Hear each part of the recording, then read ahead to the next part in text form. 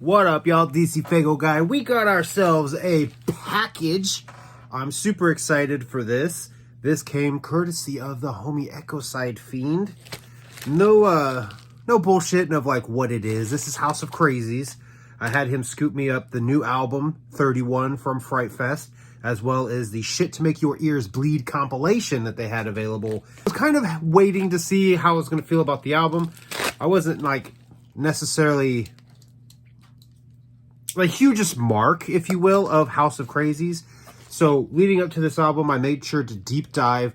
I have access to all of the old albums as well. I have, for many years, had a copy of Casket Cuts, which I've never really fully digested and listened to this album.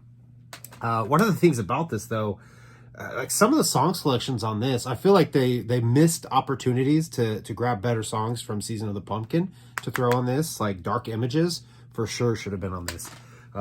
All that side tracking aside, out of the way, I want to jump into this because the compilation is mainly what I want to focus on with this. I do have plans to do my review for 31.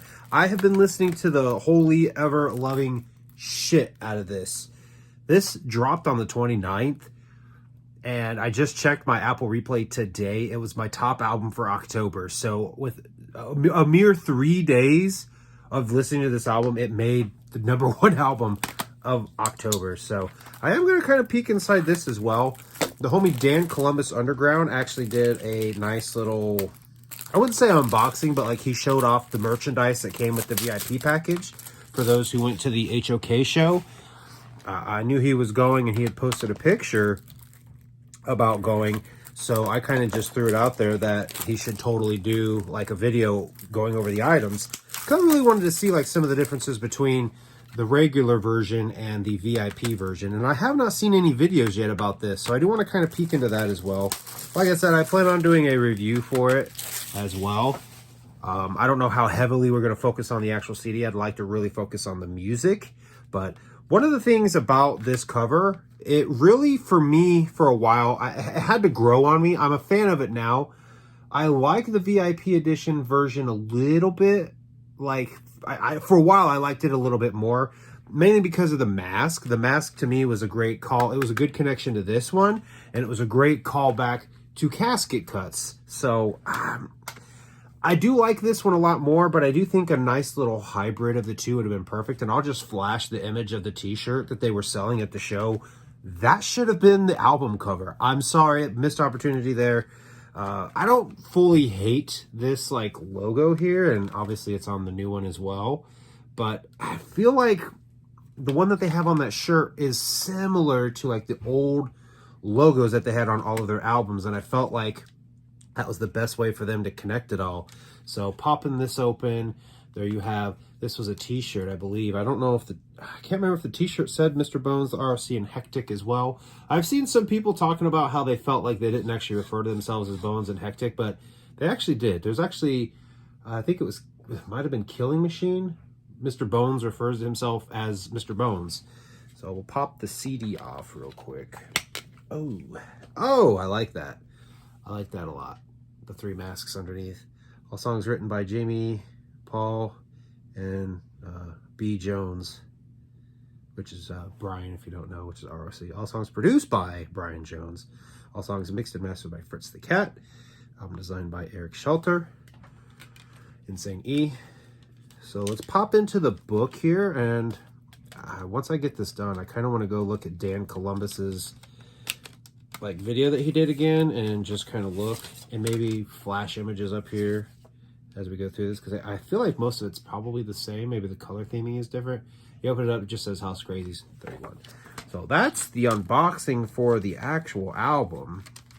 Again, I've been loving this. I'm gonna be really curious to see what the end of the year looks like as far as top albums go, because this is already in great standing to be in the top 3 easily.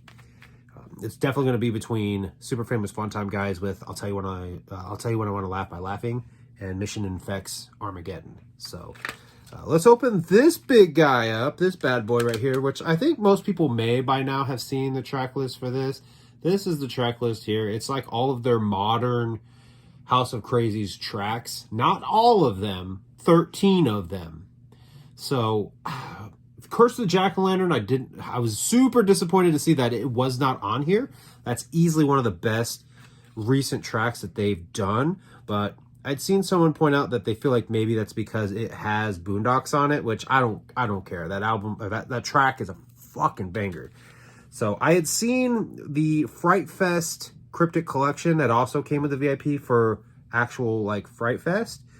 Had that on there and a few other H.O.K. tracks that weren't on this. So I might reach out to somebody who has that, maybe Dan Columbus, and see if they can rip me the CD and I can at least take those songs and slap them on iTunes as this album and just have it all together in one. Pop that open. It is like all of your song credits here underneath the disc. Oh, my stomach is growling. I'm so hungry. I just got off work, but I was too excited. But did I really show off the artwork here for this? That like pumpkin design? Very boondocksy, if you will. And that's why I think Curse of the Jack-O-Lantern should have been on this, even though it features Boondocks, because I feel like Boondocks fits in very well. No book to it, just that. But, you know, originally when they announced this compilation, I was like, like, I had a little bit of FOMO, but then, like, I saw the track list and that FOMO started to go away, and then I was like, nah, I want this. I kind of want to have this right here, because I just do. So, yeah, that is Shit to Make Your Ears Bleed, which, interestingly enough, I had learned from a few people in the UPC Discord, as well as Roanbone, that album title was actually originally going to be their next album after Head Trauma, but, you know, obviously they had issues. Twisted then became Twisted, signed with Psychopathic Records. So it's cool that they repurposed the name. I do kind of like that a lot. So, yeah. And one thing I like about this album, as well as 31, they kind of stuck to the Songs of Sam Hain theme of putting the album title in the spine here. But we'll talk about that a little bit more when I do my actual review for House of Crazies.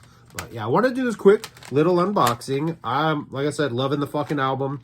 I can't wait to get Shit to Make Your Ears Bleed uploaded and kind of hear what tweaks they made to some of the songs, because some of them are from the Songs of Sam Hain series.